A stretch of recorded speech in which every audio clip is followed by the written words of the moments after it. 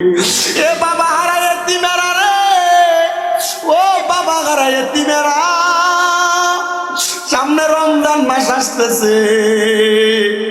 অনেক সন্তানেরা চিন্তা করে, হুজুর আমার মা কত রং বেরঙের কত সুন্দর ইফতার বানাইছে, কিন্তু আমার মা অন্ধকার কবরে, বাবা অন্ধকার কবরে।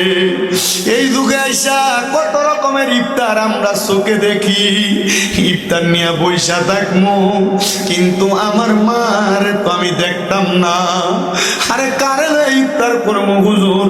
আগে সাহারির সময় ভোর রাইতে উঠলে আমার মা আমরা ডাক দিয়া দিয়া উঠাইতো, সময় শেষ হয়ে যায় কয়া কয়া ডাইকা তুলতো। এখন মাদি কবরে কেউ তোমার ডাইকা তোলে না। ও সন্তান, ঈদুল ফিতরের সামনে আসবে, সবার জন্য নতুন জামা কাপড় কিনবা, কিন্তু তুমি তো তোমার মাটার লেগে একটু জামা কাপড় কিনতে পারতা না। কিনবা কার লাগা? মা দো অন্ধকার কবরে। ও সন্তান,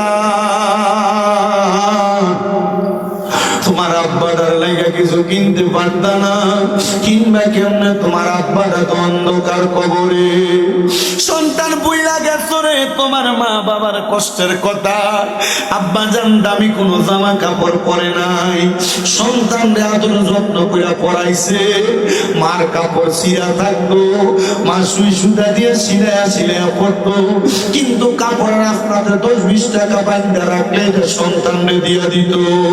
সকালের পান্তা ভাত গুলা মা খাইছে না, তুমি ফুতের জন্য রাইকা দিছে।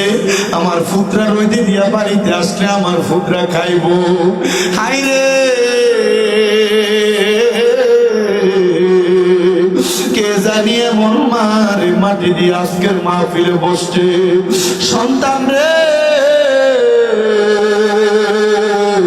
জাননি রে সন্তান, ওই মা দুঃখিনী, তুমি সন্তান বড় কষ্ট করে মানুষ করছে।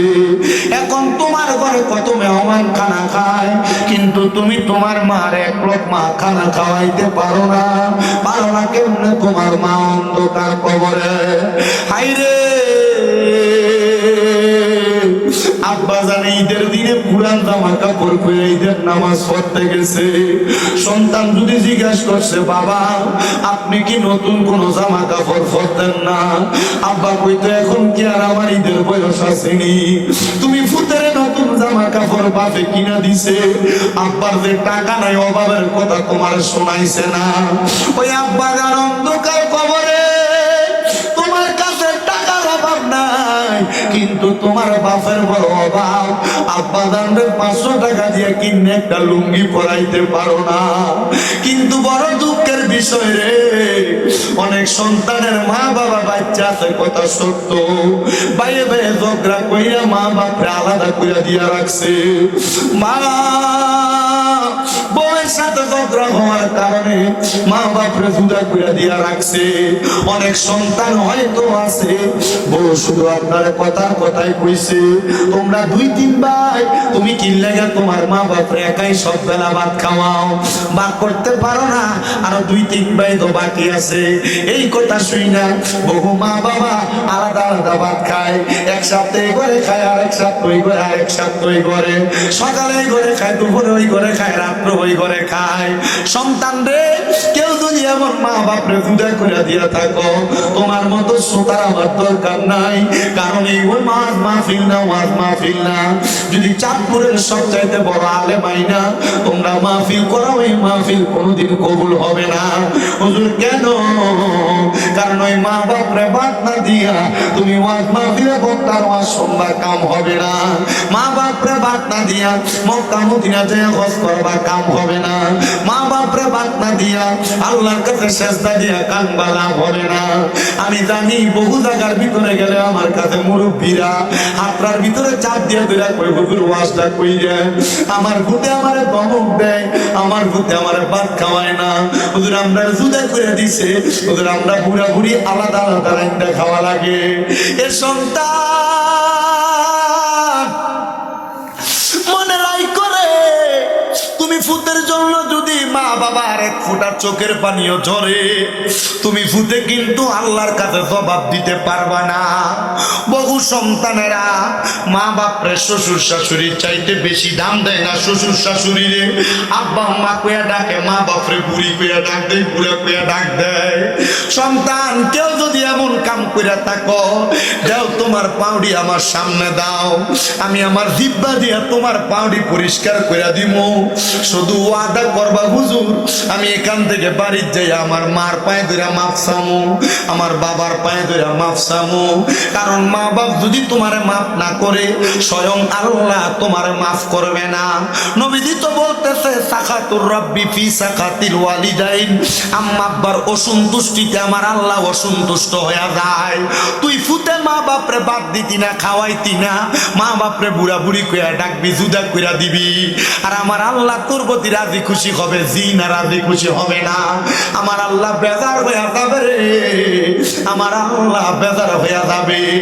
সন্তান রে করো জোরে আবদার করি, ওই মা বাবার পায়ে ধরে মাপ চাইবা।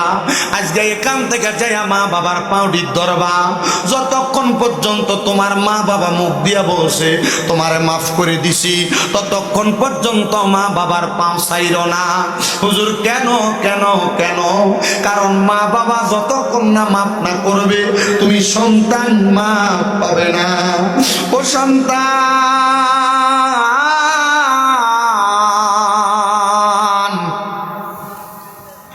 আবদার করি তোমার কাছে মাপ চাইও।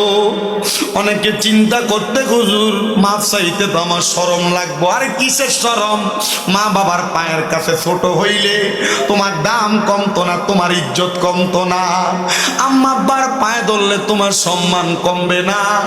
আমি গুনাহগার মানুষ হইতে পারি, আমি মাঝে মাঝে মা বাবার পায়ের ভিতরে চুমা দেই। হুজুর কি বলেন? শিরিক হবে না, বেদাত হবে না? না, শিরিকও হবে না, বেদাত হবে না। আম্মা আব্বার কদমের কাছে সন্তান ছোট হইতে পারলে আল্লাহ তার দাম বাড়ায়া দেয়। তুমি চাইবা কিনা আমি জানি না, তবে আমি যেই দিন শুনছি মা বাবার কদমের কাছে সন্তান ছোট হইলে আল্লাহ ওই সন্তানের দাম বাড়ায়, ইজ্জত বাড়ায়। এরপরেই মাদ্রাসায় ক্লাস 6-7-এ পড়ি মনে হয়, ওই সময় বাড়িতে যাইয়া আমার মা বাপ ঘরে ঘুমায়, ওই ঘুমন্ত মা বাবার পায়ের মধ্যে আমি চুমা দিছি। সন্তান রে, এরপর থেকে আল্লাহ আমার যথেষ্ট সম্মান দিছে, যথেষ্ট ইজ্জত দিছে। যে সম্মান আল্লাহ আমার দিছে এর 1% আমি পাওয়ার যোগ্য না, এর চাইতে হাজার হাজার গুণ বেশি সম্মান আল্লাহ আমার দিছে। তোমাদের কাছে আবদার জানাই, বাড়িতে যাইয়া মা বাবার কাছে মাপ চাইও। অনেকে চিন্তা করে হুজুর আমি মাপ চাইতাম কেমনে, হুজুর মাপ চাইতাম কেমনে, আমার তো আব্বা দুনিয়াতে নাই। হুজুর যাদের বাড়িতে আব্বা আছে তারা বাড়িতে যাই আব্বার পায়ে ধরে মাপ চাইবো। আমার তো আব্বা নাই, আমি কার পায়ে ধরে মাপ চাইবো? অনেকে চিন্তা করে হুজুর যাদের বাড়িতে মা আছে তারা বাড়িতে যাইয়া মার পায়ে ধরে মাপ চাইবো। আমার তো মা নাই, আমি কার পায়ে ধরে মাপ চাইবো? সন্তান, আম্মা আব্বা যদি কবরে থাকে মুনাজাতের মধ্যে, অথবা পারলে এখন রব্বির হামহুমা কামা রব্বায়ানি সগীরা ওয়া কুর রব্বির হামহুমা কামা রব্বায়ানি সগীরা। কোন সন্তানের মা মারা যাওয়ার পরে, বাবা মারা যাওয়ার পর ওই সন্তান যদি এই দোয়াটা পইরা চোখের মনি কোঠার মধ্যে একটা মাছির মাথা পরিমাণ পানি চাইরা দিয়া কান্দে, আমার আল্লাহ তাআলা তার মা বাবার জীবনের গুনাহ মাফ করে দেয়। ও সন্তান, তোমার বুঝি আব্বা অন্ধকার কবরে, এখান থেকে বাড়িতে যাইয়া সবার মুখ দেখবা কিন্তু বাপের মুখটা দেখতা না। তোমার বুঝি মা অন্ধকার কবরে, এখান থেকে বাড়িতে যাইয়া সবার মুখ দেখবা কিন্তু মার মুখটা দেখতা না। এমন অনেক সন্তান আছে মা বাপরে মাটি দিয়া আসছে, এখন কবরস্থানের সামনে নিলে মা বাপের কবর চিনেও দিতে পারতো না। মা বাপের কবরের কথা ভুইলা গেছে, কোন দিক দিয়া মা বাপের কবর এটাও বলতে পারে না। সন্তান তোমার কাছে আবদার জানাই, মা বাপ মইরা গেছে মনে করো না তোমার দায়িত্ব শেষ হয়ে গেছে। নবী আমার কয় মা বাপ মারা যাওয়ার পরে একটা সন্তানের উপরে পাঁচটা দায়িত্ব। নবী কি দায়িত্ব বলে? 1 নম্বর আসসালাতু আলাইহিমা, তার জন্য দোয়া করা। 2 নম্বর ওয়াল ইস্তিগফারু লাহুমা, তার জন্য ক্ষমা প্রার্থনা করা। 3 নম্বর ওয়া ইনফাযু আহাদিহিমা, আম্মা আব্বার কোনো ওয়াদা থাকলে ঋণ থাকলে পরিশোধ করে দেওয়া। 4 নম্বর ওয়াসিলাতির রাহমিল্লাতি লা তুসালু ইল্লা বিহিমা, আম্মা আব্বার আত্মীয় স্বজনের সাথে সম্পর্ক বজায় রাখা। 5 নম্বর ওয়া ইকরামু সাদিকিহিমা, আম্মা আব্বার বয়সী মুরব্বীদেরকে সম্মান করা, ইজ্জত করা। কিন্তু সন্তান মা বাবার জন্য কি দোয়া করে আমি জানি না। মনে রাখবা, মা বাবার জন্য দোয়া করলে মা বাবার রুহ শান্তি পায়, আত্মা শান্তি পায়। হুজুর আমি দোয়া করবো কেমনে? আমি দোয়া পারি না। মসজিদের হুজুরটারে লইয়া যায় কি কবর জিয়ারত করতে পারো না? এলাকার একটা আলেম লইয়া যায় কি কোরআন খতম পড়াইতে পারো না? মনটা কি চায় না মা বাপটার লেগে দোয়া করতে? আগে তো কত সুন্দর মা বাপের কথা স্মরণ করে রমজানে কোরআন খতম পড়াইতো, দোয়া দুরুদ করতো। কিন্তু এখন আর এগুলা রুসুম না, এগুলা বন্ধ হয়ে গেছে। বহুত মৌলবীরা বেদাত ফতুয়া দিয়া দিয়ে কোরআন খতম বন্ধ করছে, খতমে তালিল বন্ধ করছে, খতমে শেফা বন্ধ করছে। এগুলা বন্ধ করে দিয়া দিয়া এলাকার মধ্য থেকে মানুষকে কোরআন সুন্নাহ থেকে দূরে নিছে। না রে বাবা, আগে কত সুন্দর সবিনা খতম পড়তো হাফেজ সাহেবরা মসজিদের ভিতরে, কত সুন্দর বাড়িতে মাইক লাগে কোরআন শরীফ পড়তো। এখন এগুলা থেকে মানুষ দূরে চলে গেছে, করতে চায় না। আরে করো করো করো, গুনাহ হবে না, সওয়াব বেশি বেশি হবে। কিন্তু তুমি তো এগুলা করো না। বলে হুজুর মা বাপ মরে গেছে, দোয়া করে আর কি করাম? তারা লাভ হইব কি? এরা যা করছে এরার কর্মফল কবরে ভোগ করব। আমি দোয়া করলে কি আল্লাহ মাফ করবো নি? এর সন্তানের দলেরা মনে রাখবা, একটা মৃত ব্যক্তির জন্য দোয়া করলে কত খুশি হয় তারা জানোনি? হুজুর কত খুশি হয়, একটা সমুদ্রে ডুইবা যাইতেছে ব্যক্তি, তার হঠাৎ করে একটা নৌকা যায় উদ্ধার করলে সমুদ্রে ডুবন্ত ব্যক্তি যত খুশি হয়, একটা মৃত ব্যক্তির জন্য দোয়া করলে তার আত্মাটা তার চাইতে আরো বেশি খুশি হয়।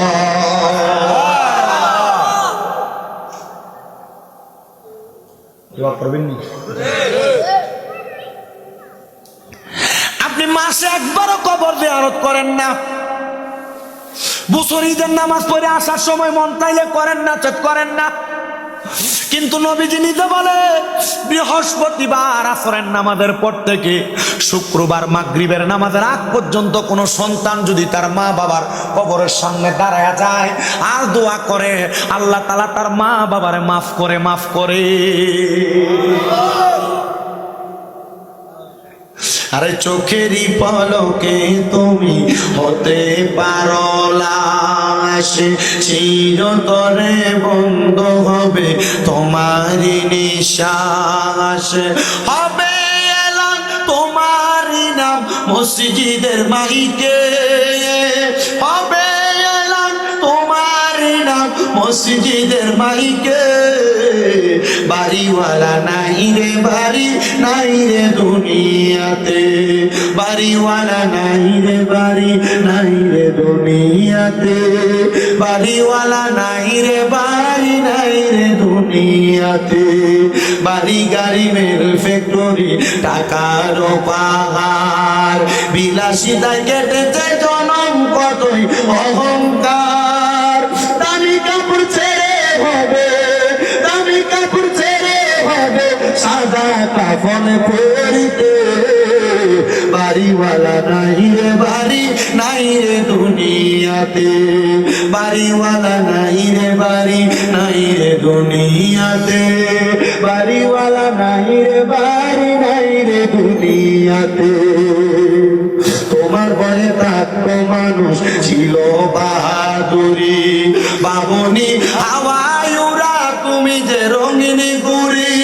তোমার ভয়ে থাকতো মানুষ ছিল বাহাদুরি, বাবুনি হাওয়ায় উড়া তুমি যে রঙিনী গুড়ি। সুতোয় টানে দিলে মালিক, সুতোয় টানে দিলে মালিক পারে ফিরে না তাকিতে, বাড়িওয়ালা নাই রে বাড়ি নাই রে দুনিয়াতে, বাড়িওয়ালা নাই রে বাড়ি নাই রে দুনিয়াতে, বাড়িওয়ালা নাই রে বাড়ি নাই রে দুনিয়াতে। মুসলমান, তুমি একদিন মারা যাইবা। যারা মা বাপের কবর জিয়ারত করেন না, দাদা দাদির কবর জিয়ারত করেন না, আত্মীয় স্বজনের কবর জিয়ারত করেন না, আমি বলবো লগের ফুটটারে লই আপনি আম্মা আব্বার কবর জিয়ারত করবেন। আপনার যে বাচ্চা আছে এই বাচ্চাটারে ধরে নিয়ে নিয়ে কবর জিয়ারত করাবেন। কি লেগা? কারণ আপনি যখন তারে নিয়ে নিয়ে অভ্যাস করবেন, তখন আপনি মারা যাওয়ার পরে, আপনি মারা যাওয়ার পর এই সন্তান নিজে থেকে কবর কই আছে হানাগা এনে আছে। ওই আরিফুল ইসলাম তাহিরি হুজুর, আমি 1 ঘন্টা 20 মিনিটের বেশি ওয়াজ করি না, আমরা এতে দেরি হয়ে দেখতে বেশি করছি, তাড়াতাড়ি আইও বেটা, ভাত খেও না। আল্লাহ কবুল করুক, আমিন করুন। কার লয়ে যাবেন? কথা কয় না তো, ফলান লয়ে কবর জিয়ারত করতেন যাবেন নি? এই দাদারা নাতিটারে হাতে লয়ে কবর জিয়ারত করতে যাইও। আর নাইলে তুমি যখন যাইবা তখন তুমি মরার পরে এই নাতি কইব, হ্যাঁ আমার দাদা তো আব্বা আব্বার কবর জিয়ারত করছে, তার দাদা দাদির কবর জিয়ারত করছে, আমি আমার দাদা দাদির কবর জিয়ারত করব। কথা বল না, কি লেগা করার দরকার আছে না নাই?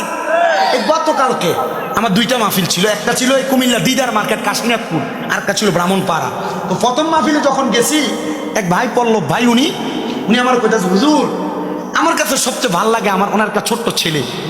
হুজুর আমার এই ছোট ছেলেটা, হুজুর আমারে তার দেখলে ভাল লাগে একটা কারণ, আপনি তার জিগানতে সুরা ফারে, ছোট বাচ্চা খুব সুন্দর, সে সুরা করতেছে আমার সামনে, আমার কাছে এটা দেখতে ভালো লাগছে। হুজুর আমার কাছে আরো ভাল লাগে কি জানেন? আমার আব্বা নাই।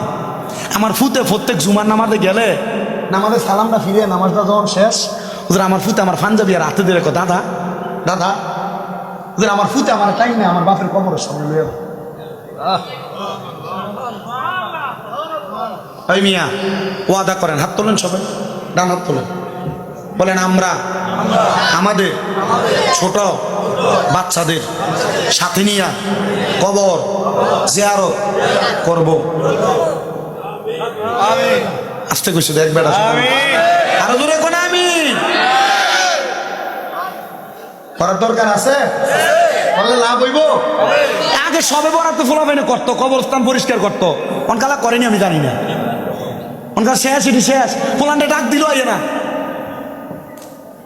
ফোলান্ডে ডাক দিল আইয়ে না,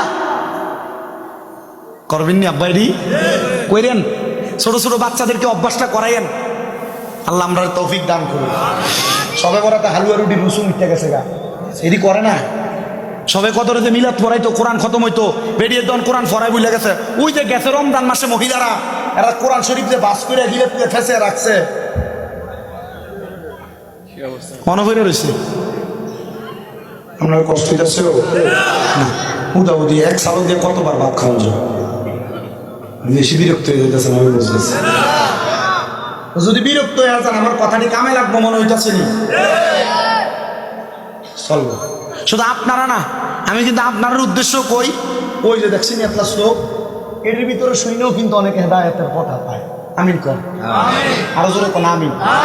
কোরআন শরীফের কথাটা বলতেছি। এক লোক আমাকে এই মিরপুরে 10 নম্বরে না 12 নম্বরে থাকে, আমার কল দিচ্ছে, হুজুর আমি যে দাঁড়িয়ে রাখছি আমার বউ তো বারবার যাওয়ানোর পরে আর আইয়া না। হুজুর আপনার ওয়াজ শুনছি, আপনি এক ওয়াজে কইছিলেন নবীর সুন্নত দাড়ি যদি না থাকে, যদি কবরে যায় 3টা প্রশ্ন, মান রব্বুক আমি কমু রাব্বি আল্লাহ, ওমান দিনুক আমি কমু দিনী আল ইসলাম। হুজুর কবরে গেলে 3 নম্বর প্রশ্ন করবো, ওমান হাজার রসুল, এই ব্যক্তির চিনুনি। হুজুর আমার দাড়িটি না থাকলে আপনি কইছেন নবী যদি আমার দিয়ে ছায়া ক আমি তোর চিনি না। হুজুর নবী না চিনলে তো আল্লাহ চিনতো না। হুজুর আমি এই কথা চিন্তা করে আমি দাঁড়িয়ে রাখছি। হুজুর আমার বউ কইছে আমি দাঁড়িয়ে রাখুন, আমার বুড়া মানুষের মতো লাগে। হুজুর আমার বউ আমার ভাত খাইতো। আমি কইছি যেই বেটি নবীর সুন্নতকে পছন্দ করছে না সারো কথা কয় না কেন? আর যে বউয়ের কারণে নবী পাইতা না, এই বউ দিয়ে কি করবা তুমি? আল্লাহ হযরতে আল্লাহর ওলি হাসান বসরি বিয়ে করে নাই, ওনারা জিজ্ঞেস করছে আপনি বিয়ে করেন না কেন? না